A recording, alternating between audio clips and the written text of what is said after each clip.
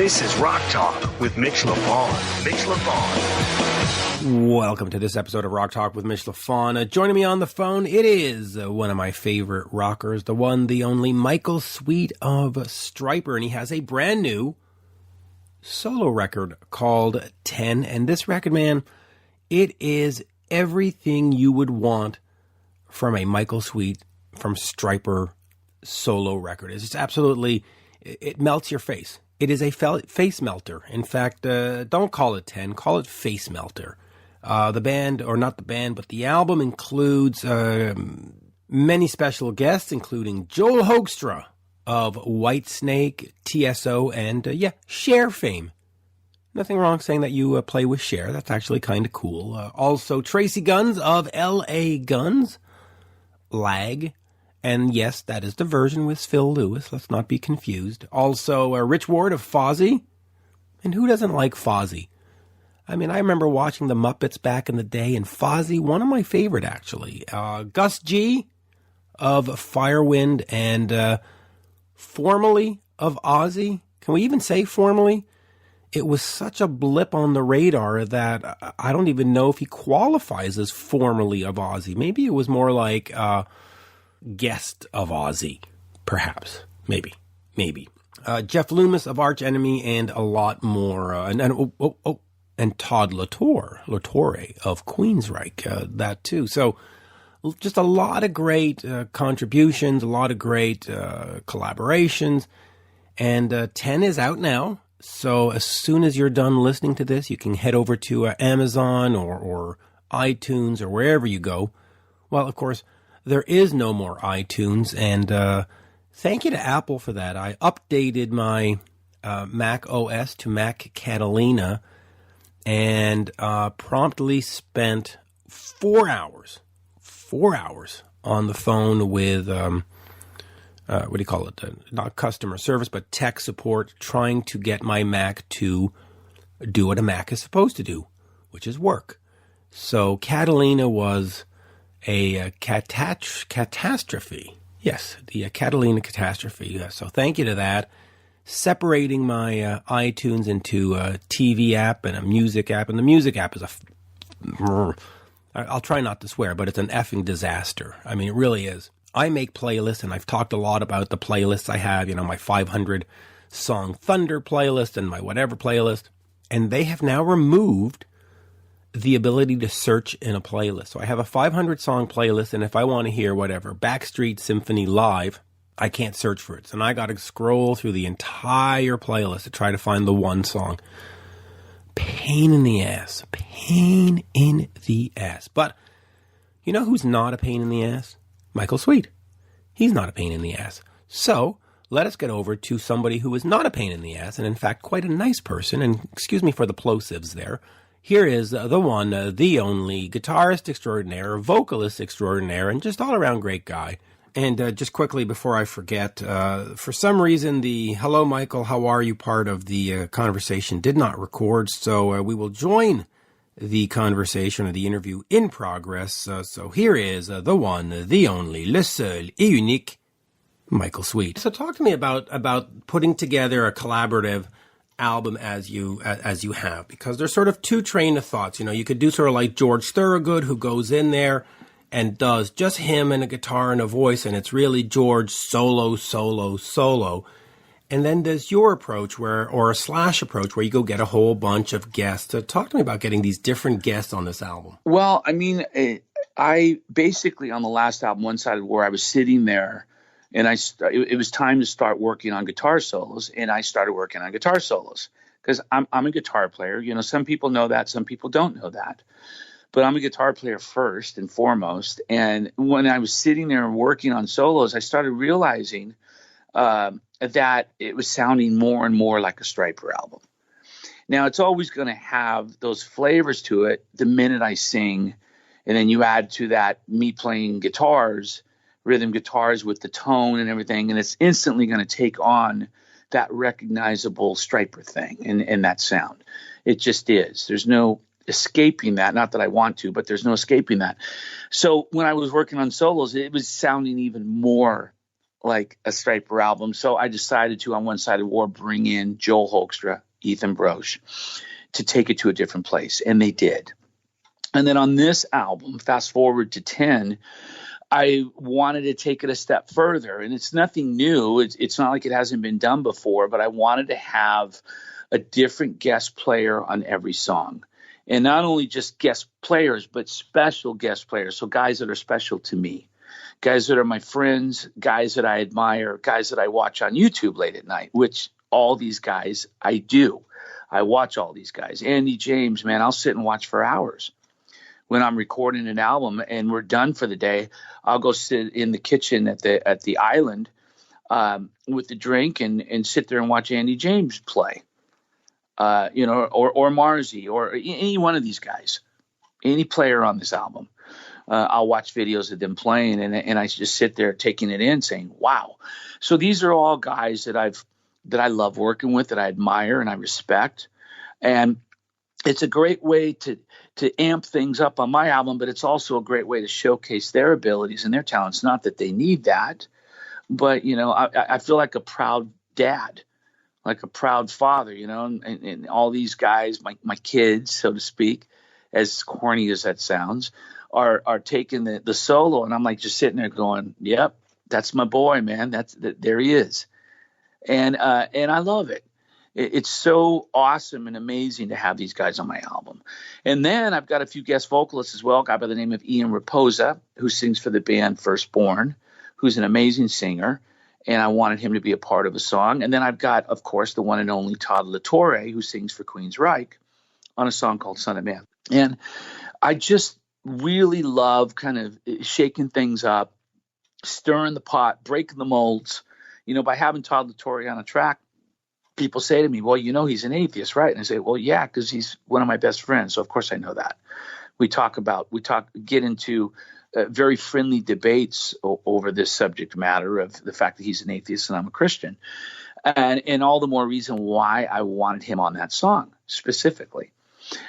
So, man, these guys really helped to take this album up quite a few levels, in my opinion, and I'm hoping that when people hear it, they agree. So talk to me about differentiating the sound from Stryper, because some are going to say, well, your voice, your guitar playing is Stryper, and that's an identifiable sound, an identifiable brand. Talk to me about the importance of really getting into the Michael Sweet solo sound and giving the fans something really sort of completely different. Well, I'll tell you, Mitch, it's a dual-edged sword. And what I mean by that is I try in some ways to make it less Stryper, for example, by bringing in guest players and different guests along the way. But I also try at the very same time to not run from the fact that it may sound like Stryper. So, if people say, hey, how do you write the songs for a solo album? You sit down and make sure that they're not Stryper sounding songs, and they're not this and they're not that. And no, I don't. Son of Man and Better Part of Me could easily have been on a Stryper album, the last one or the next one, very easily. And I don't mind that fact. I don't sit and dissect it and break it apart in that way. I don't think too much about it, really. I just write a song, and if I'm feeling it and I'm excited about it, I go with it. Whether it's a metal track or whether it's a ballad, whether it's a straight-ahead rock track, if I'm liking it, I'm digging it, I'm tapping my foot. If my wife is digging it, she's a very good judge of music. She's digging it, and then I play it for a few people, management or the label, of course, or what have you, and they're digging it, I go with it. And I run with it, really. So I try not to think too much about it. And I find that when you get into that, you go down that road, you start limiting yourself because you start thinking too hard about it. And it starts becoming stale, and you lose the freshness of the spontaneity. At least that's my opinion. I agree. Do you lyrically make an effort to compose songs that are different than what would be composed? I know you said that a couple of them could sound and could have ended up, but lyrically, do you say, okay, I am going to write something completely different to let the fans have a different insight into what's going on in my head? Well, I mean, I do think about that sometimes, but at the same time, my heart tells me to write what I'm writing, which is majority just positive, inspiring lyrics. Often, like this album is a perfect example of that, often directly from the Bible. 10 lyrics are right out of the Bible. Son of Man, right out of the Bible.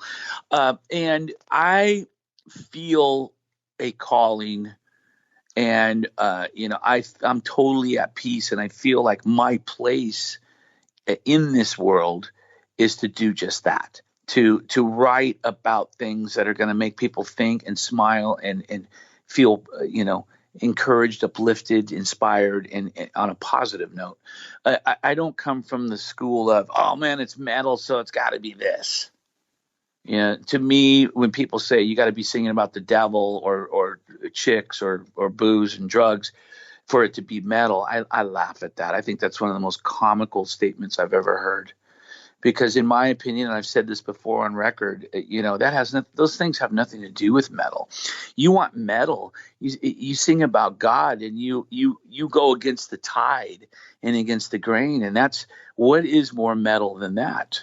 Nothing really. Nothing really. Let me talk to you about your productivity, including the Sweet and Lynch stuff. You've put out 5 albums in the last 5 years, or 5 albums since 2014, from I'm Not Your Suicide all the way up to 10. Man, I'm lagging. I'm falling behind. That's not acceptable. I know. You should be like Kiss in the old days, 2 albums a year. But talk to me about that, because there's so many bands and legacy artists, and excuse me if that it insults that, but who feel that we should just play the hits and just move on and give the fans the best songs that they remember from 1985. But you're not like that. You keep moving forward. Talk to me about that. And is that something you want to continue? I mean, if we do an interview in 2021, are we going to be up to 7 albums in 7 years? Are we going to be up to 8 albums in 8 years? How important is that for you to keep something fresh coming all the time? It's very important, because I'm a very creative person, and I want to be able to, somehow, hopefully, release these songs so they can maybe help people. People can listen to a Michael Sweet song, and maybe they're inspired by it, and they write me and say, man, I was going through this, I was going through that, and your song got me through it. That's what's most important to me. Music, I love playing. Music's in my blood, in my DNA. I was born into it. And I don't think that's ever going to change until I leave this earth. But what's even more important to me is to encourage and help people. That means the world to me. And that's the stuff that lasts forever. So it's important for me to keep recording. And as long as I have the outlets to do that, as long as I have the funds and the way to do that, I'm going to do it. Now, maybe that day will come when I can't, where there isn't a label that can help me do it, or there isn't the money to go and record an album, or there isn't this, or there isn't that. That day may come. I pray and hope that it doesn't. But as long as it is here and I have the opportunity to do it, I'm going to keep doing it. Good. I've got labels like Rat Pack. I've got labels like Frontiers. And there are a number of other labels that I've talked to that are ready to work with Michael Sweet. So I'm very blessed in that regard that labels want to work with me. Well, okay, let me ask you this, because I was just interviewing a band named Dirty Honey, this brand new band. They just hit #1 on mainstream rock, and they're independent. And right. I said to him, I said to Mark, the singer, I said, why don't you want to be on a label? And he said, well, there's really no point to be on a label. We can do it all ourselves. We hit #1 on Billboard. It seems to be working. Is it important for you to be on a label, or can you do this yourself? Is being on a label sort of an old mentality, or is it important for what you do to have that structure and that infrastructure? It depends on how much work you want to do. And he's absolutely right. You can do it on your own, but I guarantee you they're working on a hell of a lot more, which is fine. Oh, yeah. And the guys that want to do that, and I've done that. I've released albums independently. My first version of Truth I released on my own. I packed every single envelope and shipped every single CD, and I did it all. And that kept going for a good couple of years. And that's what gained the interest of another label called Restless Records, because I wound up selling like 30,000 copies on my own. And people couldn't believe that. You did what? Well, yeah. And I've gone down that road, but it was a lot of work. Literally me working every day, reaching out to people, taking orders, fulfilling orders, shipping orders. It was a ton of work. And am I willing to do that? Absolutely. Do I need a label? No, I really don't. I could easily, go the GoFundMe route or the crowdfunding route. I've chosen not to do that yet, because I do have labels that want to work with me that are willing to give me what I need to get it done right. So in other words, if some label comes and offers me $5,000 to go make an album, which there's thousands of labels, I shouldn't say thousands, but maybe hundreds that might be willing to do that. And they do it for a lot of bands, and they go make, mediocre, subpar albums that sound like $5,000 albums, at least in my opinion. And I'm just not willing to do that. I need to get a certain amount of money to go and record things properly and produce things properly, so I'm not cutting corners and compromising the quality, and put some money in my pocket to pay my bills, because this is what I do, as a full-time job. Not only is it what I love, it's my work, it's my job. So I've been able to, fortunately, work with labels that are able to give me what I need. Now, if that day comes where they can't, and the money dwindles and the funds dwindle, and I'll just do it on my own. It's really not going to be, I'm not concerned about it. And I say that very humbly. I'll just reach out to the fan base, and they'll help me get it done, because that's the beautiful thing about Michael Sweet and Stryper fans, is they're so supportive, man. And they've stood by me and behind me from day one, and they're still there. And I'm so thankful for that and so grateful for that. Which is, so am I. And it's good to know that you're not like a weekend truck driver or something, that this is the only gig. We love that. Some musicians are. I know. And I know. Sadly, I mean, they go play on the weekends, and then they go work at Home Depot during the week. Oh yeah, and a lot more than you know. Fun. I know. No, I talk to them all the time, and it's sad, but at the same time, these guys have a great attitude about it, and they're okay with that. And I've done that. I've paid my dues. I've done those things. When I moved back to Massachusetts in '95.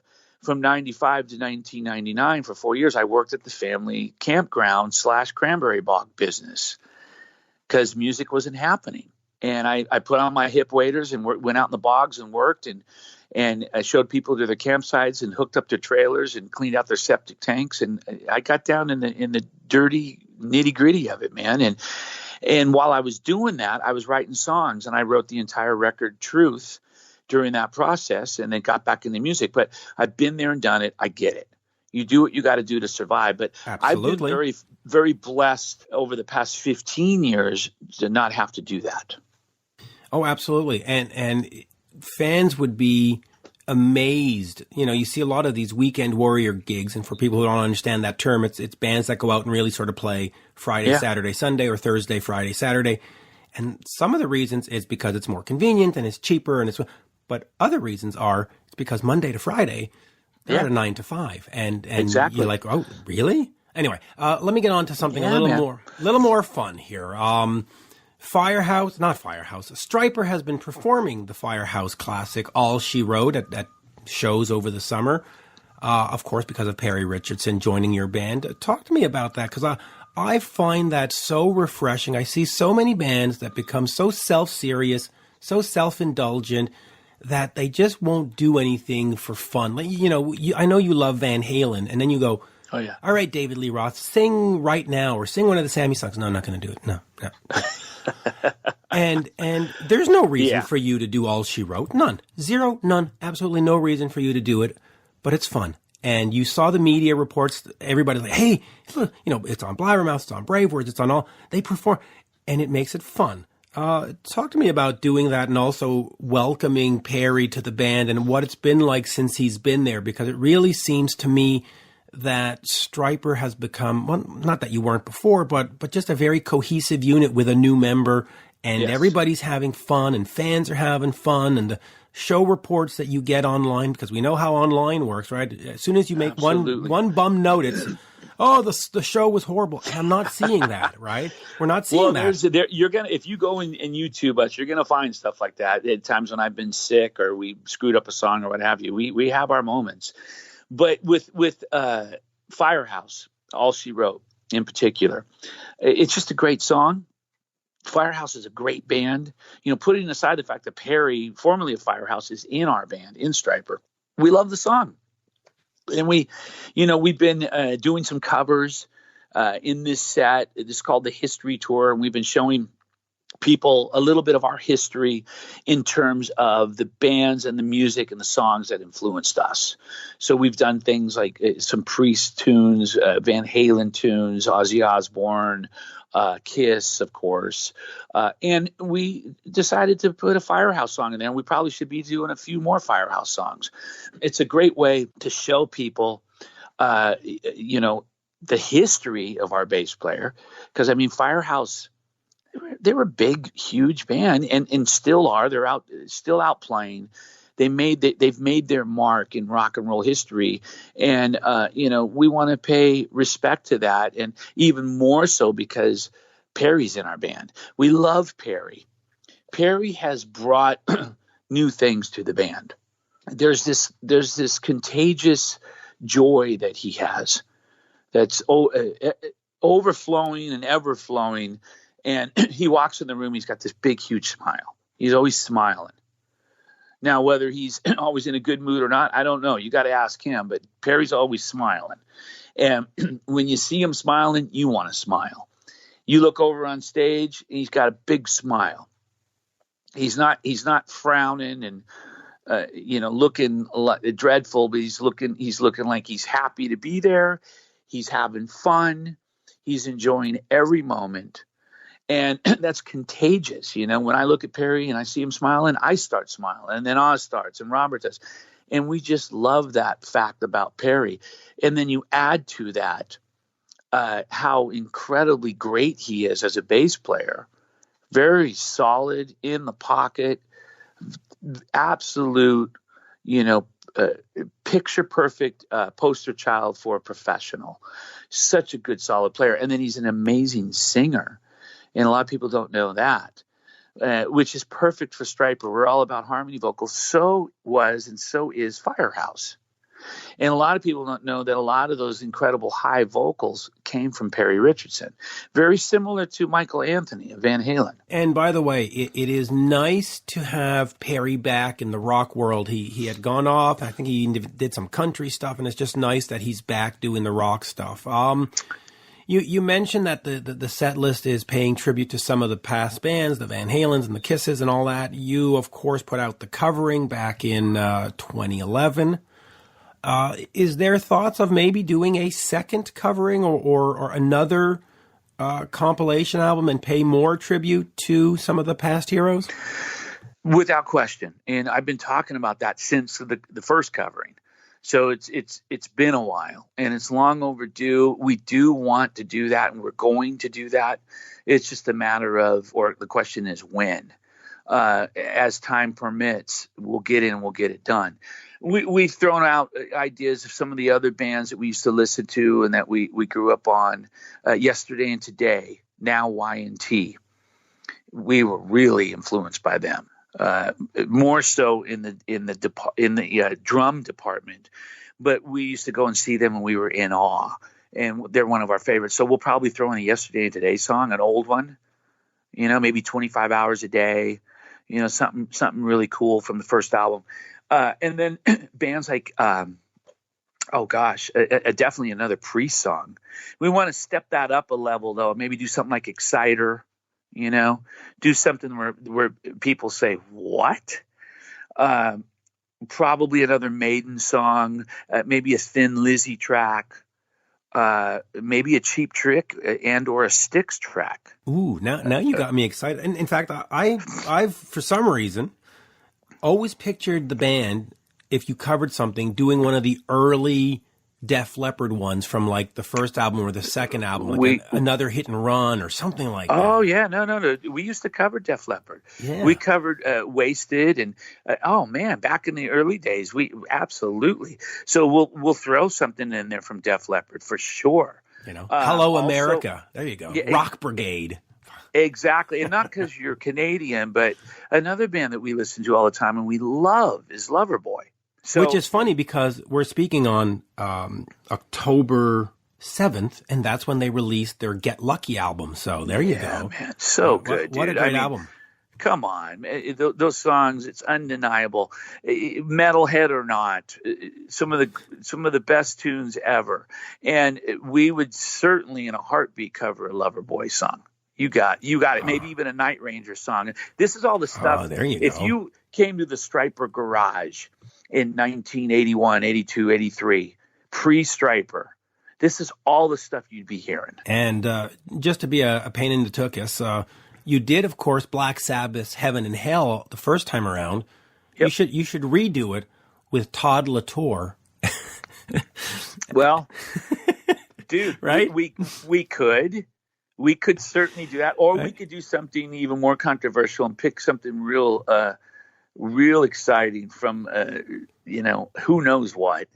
But we got to do another Sabbath song. No. Now, see, the tricky part is we start getting into that 12, 13, 14 song range real fast because there's so many bands. Deep Purple, we covered Highway Star, but man, we cut our teeth on Deep Purple. Oh my gosh.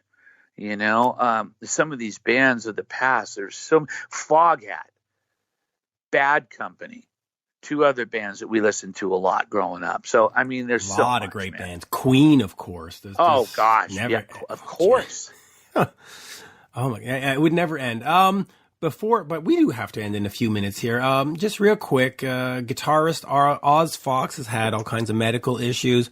How has that affected you on a personal level? How is that affecting the band? And of course, more importantly than that, how is he doing? Where is he in his prognosis or moving forward? Well, the latest that I know and that I have is what everyone knows or has. Annie and Oz have been really good about updates on their social sites. And the latest is that he's seeing different doctors, and they're trying to determine the best way to go about, battling whatever it is, what's going on. He's got two tumors or masses in his brain. One is smaller, one's a little larger. And they're just trying to figure out surgery versus treatment versus this versus that. Now, he's functioning perfectly well.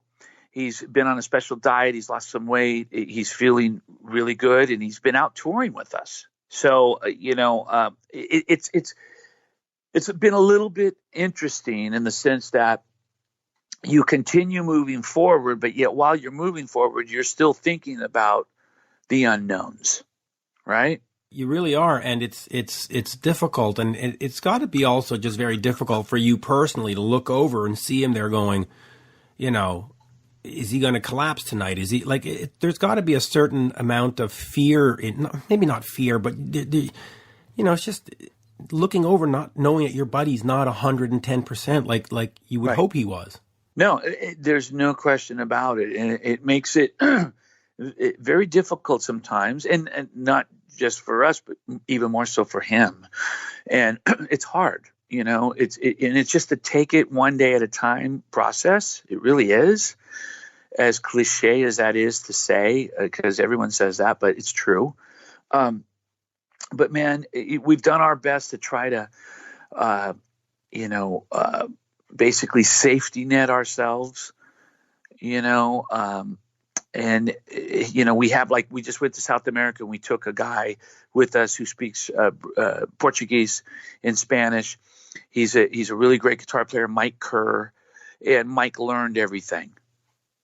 So he was there side stage every night. And in case something were to happen, Mike could have come out and, taken guitar duties and gotten us through the rest of the set. So we've really tried to be smart about everything and the way we proceed forward.